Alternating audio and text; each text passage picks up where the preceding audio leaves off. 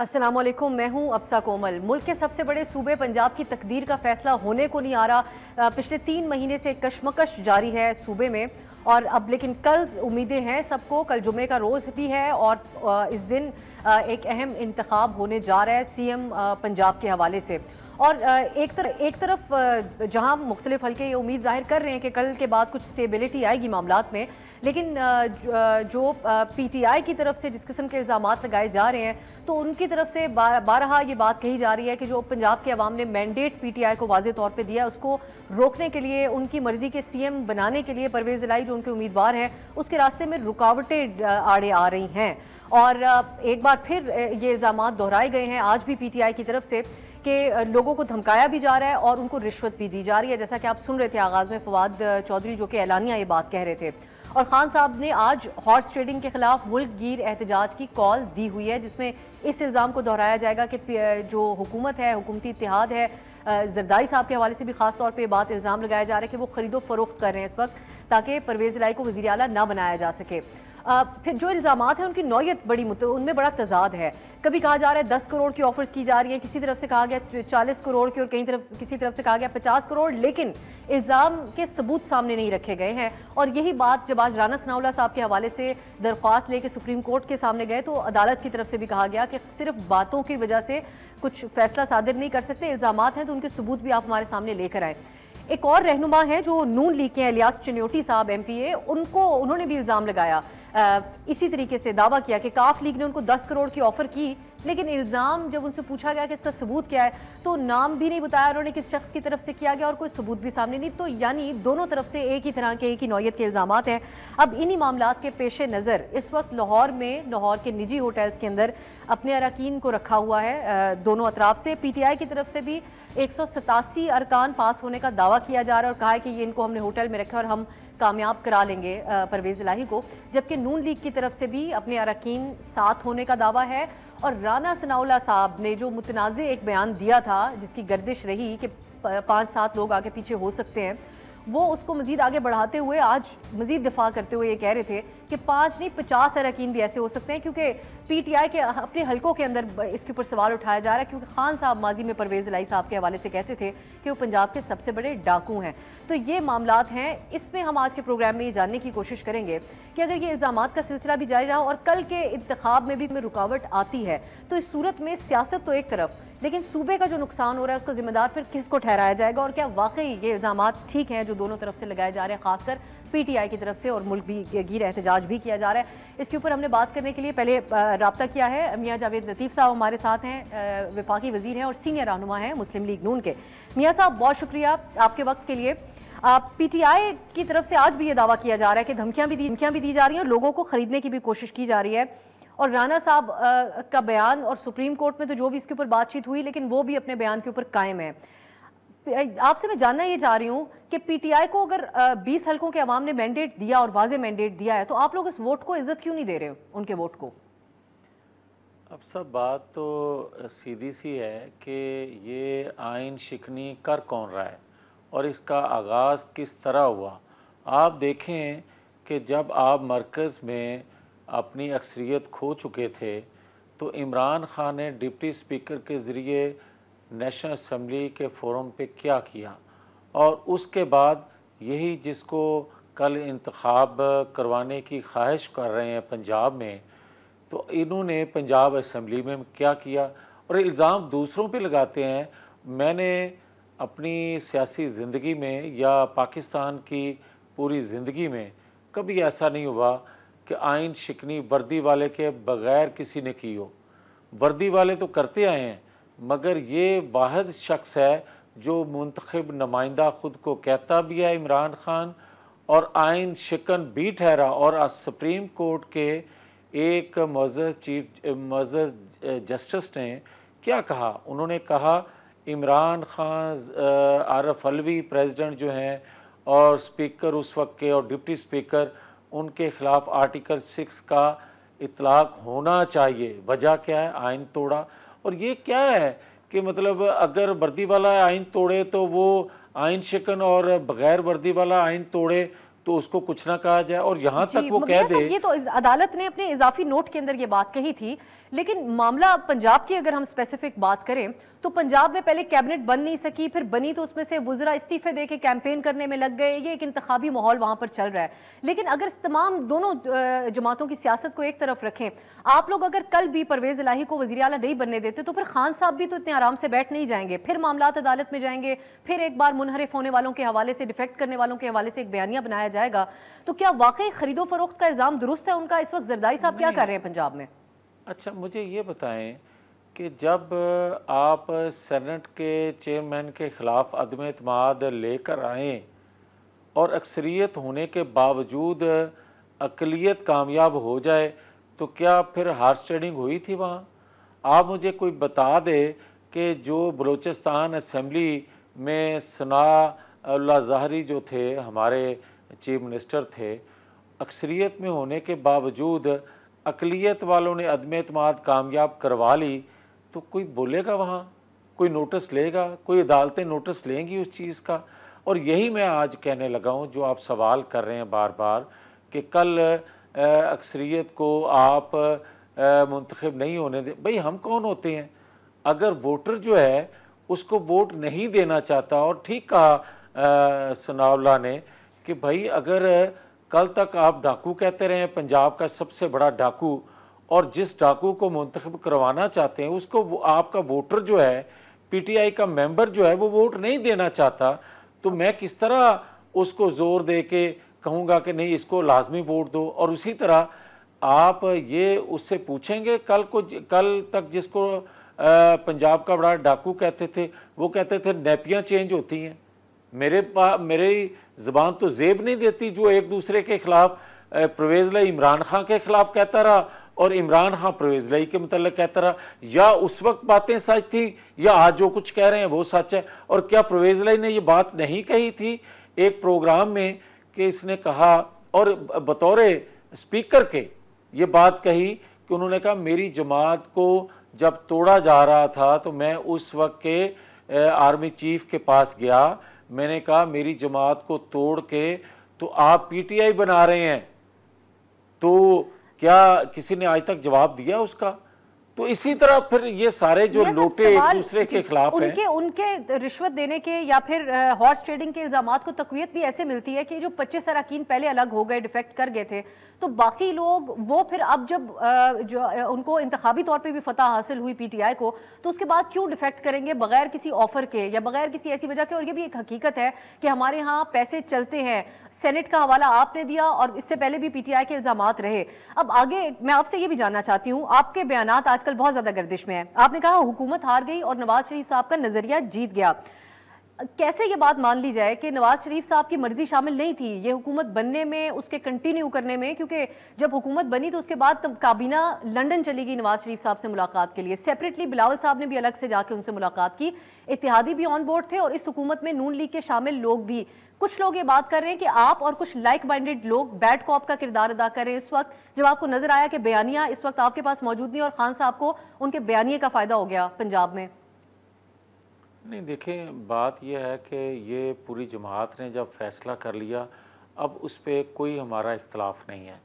हाँ, नवाज शरीफ किसी तौर पर अदम एतमाद के ज़रिए हुकूमत में अपोजिशन को भी कहते रहे कि नहीं आना चाहिए, मगर जब वो कायल हुए तो किस बात पे कायल हुए? जब उन्होंने देखा कि माशी तौर पर मुल्क का दिवालिया हो गया और मुल्क डिफ़ॉल्ट कर जाएगा, जब उनको इस बात पे कायल किया गया कि अगर ये 4-6 माह साल और रह गए तो मुल्क डिफ़ॉल्ट कर जाएगा, फिर उन्होंने इस चीज़ पर रजामंदी का इजहार किया कि इसके ख़िलाफ़ अदम एतमाद लानी चाहिए, मगर आइनी तरीका इस्तेमाल किया गया, किसी गैर आइनी तरीके से इसको हटाने के ना वो पहले हक में थे ना आज हैं। मगर उसका सिला क्या मिला?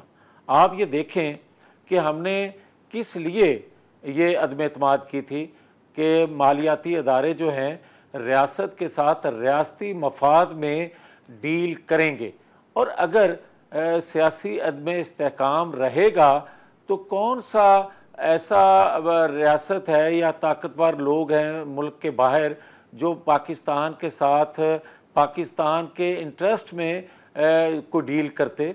ये इन्होंने 2-3 माह जो हशर किया है वो आज भी लटका हुआ है। मुआहदा जो IMF से आपने करना था और जिसके बगैर पूरी पाकिस्तानी कौम कर ये बशमूल इनके कह रहे हैं कि इसके बगैर आप चल नहीं सकते, पाकिस्तान चल नहीं सकेगा।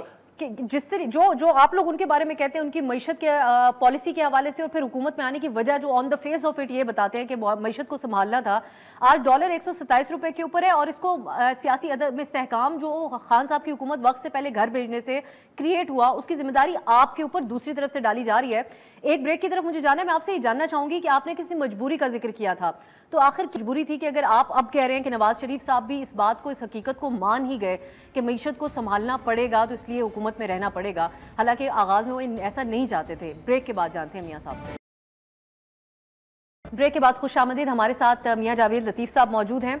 मियां साहब के बयानात भी आजकल बहुत गर्दिश कर रहे हैं, तो उनके हवाले से हम उनसे खास तौर पर बात करना चाहेंगे। मियां साहब, आपने कहा कि मजबूर किया गया ये हुकूमत बनाने के लिए और इसमें रहने के लिए, किसने आपको मजबूर किया? क्योंकि आज शीरी मजारी साहिबा ने भी सवाल पूछा कि अगर बात करनी है तो पूरी करें और हिम्मत करके नाम लें।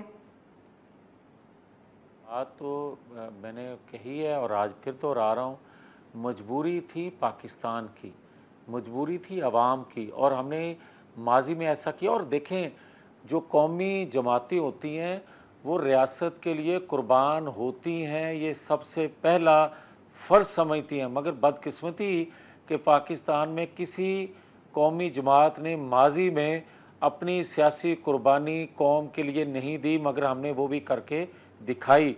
आपको याद होगा, यही नवाज शरीफ जब इन्होंने एटमी तजर्बा किया और उसके बदले इनको हाईजैकर बनाकर हुकूमत ख़त्म कर दी, तीसरी दफ़ा आए CPAC दिया और उसके बदले ताहयात नाहल कर दिया। हमने इस कौम के लिए, इस रियासत के लिए पहली दफ़ा कुर्बानी नहीं दी, हमने जो मजबूरन इस हुकूमत को लिया वो मजबूरी यही थी कि अगर रियासत चल रही होती, अगर मईशत चल रही होती, अगर हम घड़े में गिर न गए होते तो हम किसी तौर पर भी 1 साल पहले ये हुकूमत संभालने का तसव्वुर भी न करते। आज क्या हो रहा है? इतना मजबूर होने की क्या जरूरत थी? इतना मजबूर होने की क्या जरूरत थी कि अगर आप 16 जमातों को, तो फिर अब क्या फर्क है? अगर खान साहब की हुकूमत होती तो हो सकता है आज डॉलर 227 के ऊपर ना होता, स्टेबिलिटी होती सियासी तौर पे और आप लोग अपने वक्त पे इलेक्शन में जाते। सिर्फ एक ये वजह तो नहीं है, आप लोगों के अपने हलकों में से ये बात की जाती रही कि एक अपॉइंटमेंट का भी खदशा था और ये भी कहा गया कि 15 साल की प्लानिंग खान साहब ने की हुई थी, उसको ब्रेक करना था। तो सिर्फ मजबूरी के ऊपर तो इल्जाम ना ठहराया जाए। अच्छा, अगर आप ये समझते हैं कि, या आप कोट कर रहे हैं लोगों की बात को कि 15 साल की मनसूबाबंदी की हुई थी, मुझे ये बताएं फिर सिलेक्शन कमेटी ने साथ मिलके ऐसा किया होगा? मुझे ये बताएं, ये तो इल्जाम 15 साल की नहीं, मेरी अर्ज तो सुन लेना। 15 साल की मनसूबाबंदी अवाम के साथ मिलके तो नहीं ना की जा सकती, फिर 15 साल की मनसूबाबंदी ताकतवर लोगों के साथ मिलके की जा सकती है ना, ऐसे तो नहीं होता। और फिर अगर हम ये समझते थे या अगर लोग कह रहे थे तो फिर क्या हमने गलत किया? अगर यही एजेंडा था हमारे पेश नज़र तो फिर हमने क्या गलत किया है? और तो तीसरी बात यह है कि कोई बताएगा आज कि ये बार बार इमरान खान समेत इसके फवाद चौधरी कह रहे हैं कि बंद कमरों में जनरल और जज जो हैं वो फैसले करते हैं। क्या इसके खिलाफ कोई ऐसा फैसला आया है जो इसको ये बात कहने की ज़रूरत पेश आई है? मगर अगर माजी को देखते हुए ये बातें कह रहा है तो फिर माजी में तो हमारे खिलाफ ये सब कुछ हुआ है, फिर क्यों नहीं इकरार करते? फिर कौम से माफ़ी मांगे कि बेनिफिशरी तो ये है। और आज भी ये मैं कहता हूँ कि हम हुकूमत में आके मुस्लिम लीग या इत्तेहादी जमातें, ये कौमी हुकूमत जो है ये बेनिफिशरी नहीं है। पहले भी बेनिफिशरी इमरान खान था, हुकूमत में होते हुए हुकूमत से हट के भी बेनिफिशरी इमरान खान है। ये चीज़ें साबित हो रही हैं। जब ये इलेक्शन हुआ है अभी पंजाब का, उसके नताइज सामने आए जो कि होशरुबा थे, हैरान कुन थे आप लोगों के अपने हलकों के लिए भी। फवाद चौधरी ने कहा कि मसला ये है कि इनके पास इस वक्त बयानिया नहीं है और हुकूमत है, और हमारे पास इस वक्त बयानिया है और हुकूमत नहीं है, इसलिए पंजाब हमने कब्जा कर लिया। इस इलेक्शन के बाद से आप भी और अब से थोड़ी देर पहले मौलाना फजलुर रहमान साहब भी बात कर रहे थे और थोड़ा सा एक लेफ्टिस्ट अप्रोच का वो सहारा ले रहे थे, जिस तरह की बात आप लोग पहले करते थे। ये वही तरीका नहीं है जिस तरह खान साहब ने कहा था कि मैं ज्यादा खतरनाक हो जाऊंगा हुकूमत से जाने के बाद, इसलिए ये तासुर दिया जाए। आपने एक और बात भी की, आपने कहा कि खुद सियासी लोग कॉम्प्रोमाइज कर गए, पसंद नापसंद के ऊपर फैसले किए गए। कहीं ना कहीं आप भी न्यूट्रल्स को ये पैगाम तो नहीं दे रहे कि वो न्यूट्रल ना रहें और साथ दें आप लोगों का? नहीं, देखिए, न्यूट्रल जो हैं वो न्यूट्रल नहीं है। अगर न्यूट्रल हैं तो फिर मुझे कोई बताए कि किसी की इंटरम बेल जो है वो इतना लंबा चलने के बाद क्या पेश हुए बगैर कंफर्म हो सकती है, पेश हुए बगैर डेट आगे मिल सकती है? मैंने तो आज तक कोई कानून ऐसा नहीं देखा, मैंने तो ऐसी कोई आज तक चीज़ नहीं देखी। मैंने आज तक ये नहीं देखा कि 8 साल एक फॉरेन फंडिंग केस चल रहा हो और 1.5 माह से फैसला भी महफूज हो और सुनाया ना जा रहा हो। मैंने तो आज तक ये नहीं देखा कि एक बंदा जो है अदारों में बैठे लोगों को गालियां दे रहा हो, इल्ज़ाम लगा रहा हो, बगैर सबूत के इल्ज़ाम लगा रहा हो और उस पर कोई हाथ ना डाल सके। हम हुकूमत में होते हुए भी उसकी करप्शन पर हाथ नहीं डाल सकते। हम हुकूमत में होते हुए भी बेगुनाह नवाज शरीफ को, मरियम नवाज शरीफ को, जिनकी अपीलें पेंडिंग हैं अदालतों में, वो तो नहीं लग रही, मगर ये आज बात करें तो सुबह केस लग जाता है। ये भी सारी चीजें कौम के सामने हैं और हम ये बात कह रहे हैं। लेकिन ये तो बड़ी हैरत की बात है, क्योंकि खान साहब कह रहे हैं पंजाब में मिस्टर एक्स वाई किरदार अदा कर रहे हैं, एस्टेब्लिशमेंट इस वक्त हमारे हक में नहीं है, उनका शिकवा अलग है। आप जो बात कर रहे हैं, आप कह रहे हैं कि वो अभी भी इशारा दे रहे हैं कि वो लाडले हैं और उनके ऊपर केसेस। कौन रोक रहा है आप लोगों को? आप हुकूमत में हैं, कौन मना कर रहा है? भाई फिर मैं यही तो अर्ज कर रहा हूँ ना कि वो कह रहे हैं कि एस्टेब्लिशमेंट मुझे हरा रही है या एस्टेब्लिशमेंट का मैं मुकाबला कर रहा हूँ। तो 15 तारीख को कौन था मुकाबला करने वाला और किसके साथ थे न्यूट्रल बकौल इनके? मतलब रिजल्ट से पता चलता है ना। आप ये तो नहीं कर सकते। मुझे ये बताएं कि ये 15 सीटें जो जीती हैं फिर धांधली से जीती हैं, या तो तस्लीम करें कि फिर इलेक्शन थे, उनको कोई खास सपोर्ट हासिल हुई तो उन्होंने जीती है। ये मैं ये कहना चाहता हूँ कि या तो ये बात मान लें कि चीफ इलेक्शन कमीशन ने फैसला जो या इलेक्शन करवाए 17 तारीख को वो फेयर थे और उन पर ये एतमाद करते हैं। ये कि आपके जो चीज़ इनके हक में हो वो ठीक है और जो फैसला आने वाला है उसके लिए पहले से वो दलाइल दे रहे हैं ताकि उसको माना ना जाए।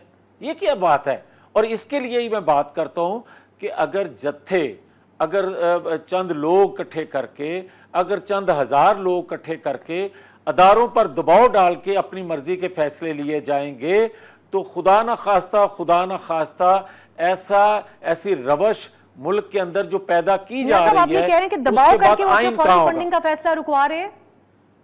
बिल्कुल ऐसा कर रहा है वो।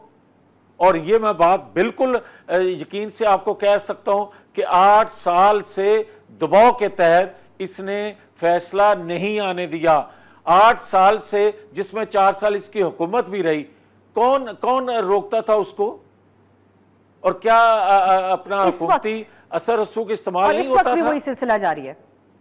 मैं कहता हूं बिल्कुल है और किया जा रहा है। अब ये सारी बातें आप अपनी पर्सनल कैपेसिटी में कहते हैं या कहीं ना कहीं आपकी जमात भी ये सोचती है? क्योंकि शाहिद खान साहब ने जो उस दिन आपने बयान दिया उसके ऊपर कहा था कि मियां साहब को अगर लगता है कि हुकूमत हार गई तो वो कैबिनेट में भी फिर ना बैठें। तो और शाहिद खान साहब को भी समझा जाता है कि वो नवाज शरीफ साहब की बात भी कन्वे करते हैं और अभी वो खुद भी शामिल नहीं हुए थे कैबिनेट में। आपसे इत्तेफाक करती है आपकी जमात की, जो आप कह रहे हैं कि वो अभी भी उनको स्पेशल खान साहब को प्रिविलेज हासिल है, लाडले अभी भी? मैं जो बात आज आपके सामने कह रहा हूँ, ये बात मैं कैबिनेट मीटिंग में कहता रहता हूँ। मैंने कई दफ़ा कहा है कि मुझे कोई बताए कि कौन रोक रहा है इमरान खान पे हाथ डालने पर अदारों को, एहतसाब के अदारों को। जब हम सबूत के साथ बात कर रहे हैं तो उसको गिरफ्तार क्यों नहीं किया जाता? मैंने कैबिनेट मीटिंग में इससे पहले भी ये बात कही थी कि जब हम 3 माह पहले कहते थे और पूरी दुनिया बता रही थी कि नवाज शरीफ के साथ ज़्यादती हुई, नवाज शरीफ को ताहयात नाअहल करने वाला ख्वाहिश पर फैसला लिया गया, उसका उस बेगुनाह जो है बंदा, उसको आप बेगुनाह करार दिलवाने में अब तक आपने कौन सा कानून बनाया, यहाँ तक कि उसकी अपील आज तक सुनी नहीं जा सकी? इस पे मुझे जवाब दिया जाए। मैंने मियां तो साहब, नवाज शरीफ साहब के आप कह रहे हैं नवाज शरीफ साहब कौम के सामने पूरा सच उनको अब रखना चाहिए। कौन सा पूरा सच है जो अभी तक नहीं रखा गया अवाम के सामने? क्योंकि वोट को इज्जत के नारे के अंडर तो तमाम आप लोगों ने अपने खदशात और मसाइल बता दिए थे। ऐसी और कौन सी बातें जो अब नवाज शरीफ साहब को सामने रखनी चाहिए? मैं समझता हूँ कि नवाज शरीफ के दिल में बहुत से ऐसे राज हैं। नवाज शरीफ मुल्क के मफाद में जो बात नहीं कह रहे थे, मगर ये शख्स जो है ब्लैकमेल कर रहा है अदारों को अपनी ज़बान से, तो उसका फ़ायदा अगर ये उठा रहा है, तो अगर हमने पूरा सच बोल दिया तो मुखालफीन की ज़मानतें ज़ब्त हो जाएंगी। कौम को हकीकत का जब इल्म होगा। बहुत शुक्रिया मियां जावेद लतीफ़ साहब आपके कीमती वक्त के लिए। लेकिन हम तारीख में बहुत कम ही ऐसा सुनते हैं कि दोनों फरीकैन के ये इल्ज़ाम लगाया जा रहा हो कि रुकावटें हैं और कुछ गैर सियासी अनासर फेवर कर रहे हैं दूसरी साइड को, और ऐसा इस वक्त माहौल है मुल्क में कि दोनों तरफ से ये इस किस्म के इशारे और इल्ज़ाम लगाए जा रहे हैं। एक ब्रेक की तरफ जाते हैं। ब्रेक के बाद मुस्लिम लीग काफ का मौक़िफ़ हासिल करेंगे कि क्या उनको लगता है कि कल परवेज़ इलाही साहब को वज़ीर आला बनवा पाएंगे। ब्रेक के बाद खुशामदीद। हम बात कर रहे हैं कल जो इंतखाब होने जा रहा है जिसके ऊपर सबकी नजरें हैं, सीएम पंजाब का 19 जो नौमुंतखब अरकान है उन्होंने हलफ तो उठा लिया, लेकिन काफ लीग और पीटीआई की तरफ से एक तरफ हॉर्स ट्रेडिंग के लोगों को खरीदने के इल्जाम लगाए जा रहे हैं, दूसरी तरफ ये दावा भी किया जा रहा है कि लोग पूरे हैं। हमने रब्ता किया सेनेटर कामिल अली आगा साहब से, सीनियर रहनुमा मुस्लिम लीग काफ के। बहुत शुक्रिया आगा साहब आपके कीमती वक्त के लिए। आज निजी होटल के अंदर लोग भी हैं, आपका भी आज सुबह हमने दावा सुना, आपने कहा हमारे पास लोग हैं। कितने आप पर उम्मीद हैं कि कल चॉइस आपको सीएम बनवा लिया जाएगा?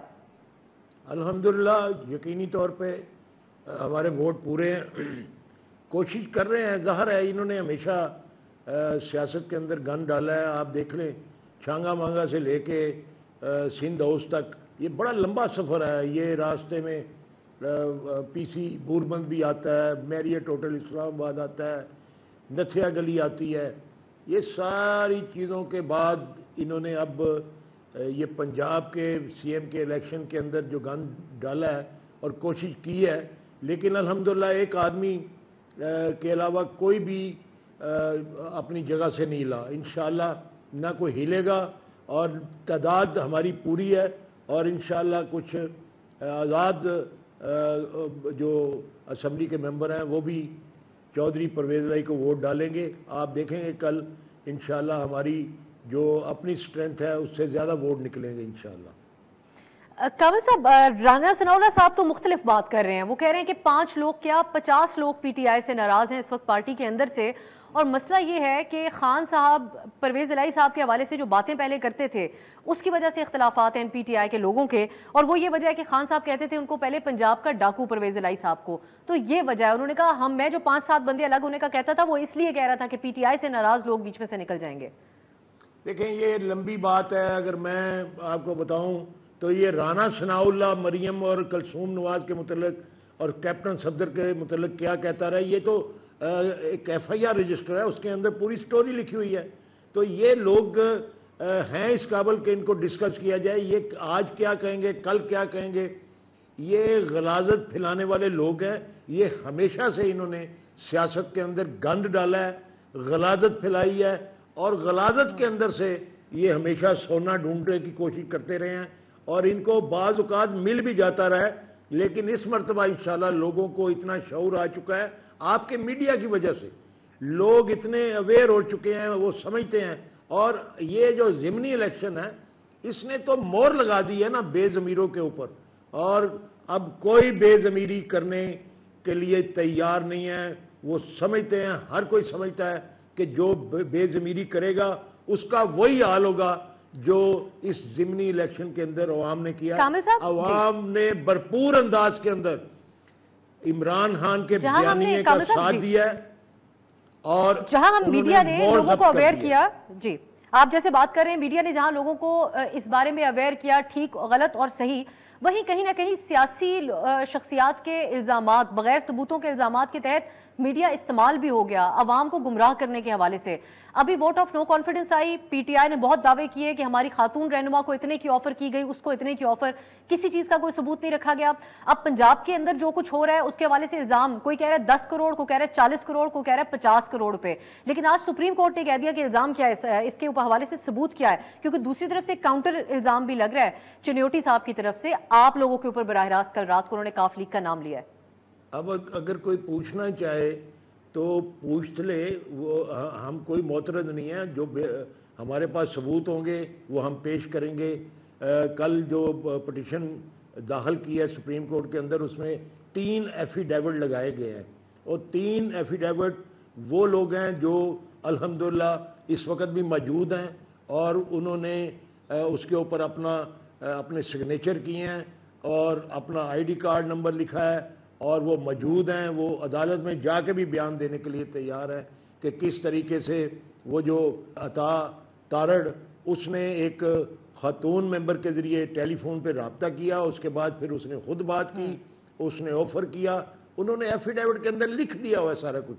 तो वो उनको बुला ले, उनको हल्फन बयान दिया हुआ है ना, हलफनामा दिया उन्होंने, मामला अदालत के पास है। तो जी अच्छा, आपकी जमात की सियासत के हवाले से इस वक्त बहुत ज़्यादा बातें हो रही हैं कामिल अली आगा साहब। एक तरफ विफाक में शहबाज शरीफ साहब की हुकूमत, जिसको आप लोग खान साहब के साथ मिलकर इम्पोर्टेड गवर्नमेंट कहते हैं, एक कॉन्स्पिरेसी, एक साजिश के तहत आई हुई हुकूमत कहते हैं और चोर डाकू अलग से कहा जाता है। पंजाब में आप जहां पीटीआई अब बहुत एक मजबूत जमात बन के उभरी है, इस खास तौर पे इंतखाब के बाद उनके साथ आप बैठे हैं, तो ये कहा जा रहा है कि काफ लीग मुफाद की सियासत नहीं कर रही इस वक्त, और on the other hand Khan साहब के साथ अखलाकियात का भी दर्स दिया जा रहा है और ये छांगा मांगा का हवाला जिसे आप भी दे रहे हैं और एक डेमोक्रेसी और जमहूरियत को बचाने की भी बात कर रहे हैं आप लोग।